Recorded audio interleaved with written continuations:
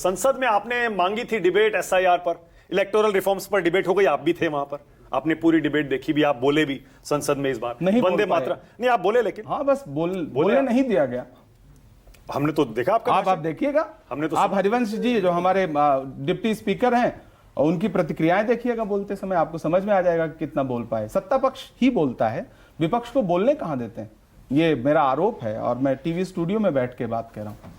मतलब आप सीधा आरोप यह है कि लोकसभा हो या राज्यसभा हो, विपक्षी सांसदों को नहीं बोलने दिया जा रहा। टाकी चेयर से की जाती है विपक्ष के लोगों को, कोई भी फ्लो के साथ अपना भाषण नहीं दे सकता, जानबूझ करके या जो भी कारण रहता हो नहीं बोलने दिया जाता तो नहीं बोलने दिया जाता। आप जैसे ही अब चुनाव सुधार पे बात कर रहे हैं, आप चुनाव आयोग पे बात ही नहीं कर सकते जब तक आप बीमारी नहीं बताएंगे, इलाज कैसे होगा। मैं यही बात तो बोल रहा था, नहीं बोलने दिया गया।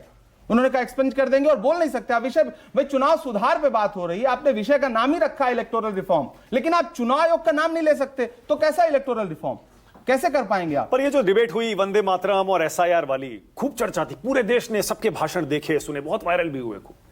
क्या मिला आपको उस डिबेट से? क्योंकि बीजेपी वाले तो कह रहे हैं कि देखिए ये हमसे डिबेट मांग रहे थे और खुद ही फंस गए दोनों मुद्दों पर, सरकार वो डिबेट जीत गई। आप उल्टा कह दीजिए कि आप फंस गए। प्रियंका गांधी जी का भाषण नहीं सुना वंदे मातरम पर आपने? आपको लगता है कि कांग्रेस फंस गई थी? इनके पास तो गिनाने के लिए कुछ था ही नहीं, फंसे तो ये थे।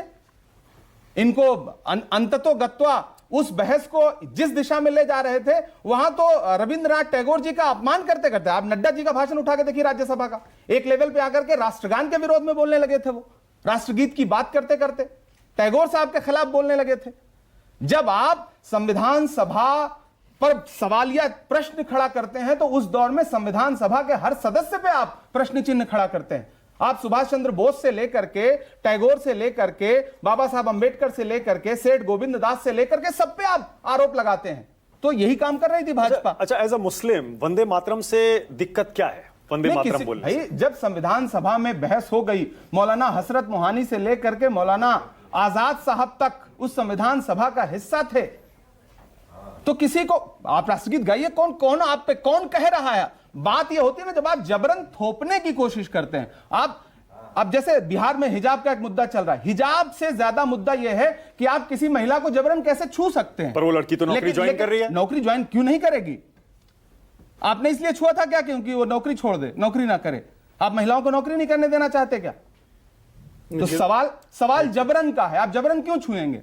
उसी तरह जबरन वंदे मातरम क्यों बुलवाएंगे? भाई कोई चीज आप जबरन क्यों करेंगे? पर दिक्कत क्या है बोलने में? हम कह रहे हैं किसी को कोई दिक्कत नहीं, बहुत सारे लोग बोल रहे हैं। जब लोग वंदे मातरम देश की संसद में गाया जाता है तो सब खड़े होकर के सम्मान प्रदर्शित नहीं करते, करते तो हैं सारे लोग। ये मुद्दा बनाया क्यों जाता? देश में इंडिगो का क्राइसिस है, लाखों यात्री रो रहे हैं एयरपोर्ट पर, उनको पैनिक है। 4-4, 5-5 घंटे प्लेन में बिठा करके फिर डीप्लेन किया जा रहा है। मैं खुद एक दिन इसका शिकार हुआ। लेकिन डिबेट किस पर होगी? 150 साल पुराने एक ऐसे विषय पे जिसकी मुझे नहीं लगता कि कोई इतनी उस पर बहस की आवश्यकता है। आप बताइए, दिल्ली में पॉल्यूशन मतलब लोगों की जान ले रहा है। हर्षवर्धन त्रिपाठी जी बैठे हैं, खुद कितना पॉल्यूशन से परेशान है, लेकिन देश में उस पर बहस नहीं होगी। सरकार स्वीकार करेगी कि बहस होना है, लेकिन जिस दिन बहस होनी होगी एडजस्ट करके सलीके से किनारे हो जाएगी और बाद में संसदीय कार्य मंत्री कहेंगे कि नहीं नहीं, कांग्रेस वाले तो बहस नहीं। मैं एक बार फिर पूछ रहा हूं, ये चक्रव्यूह है।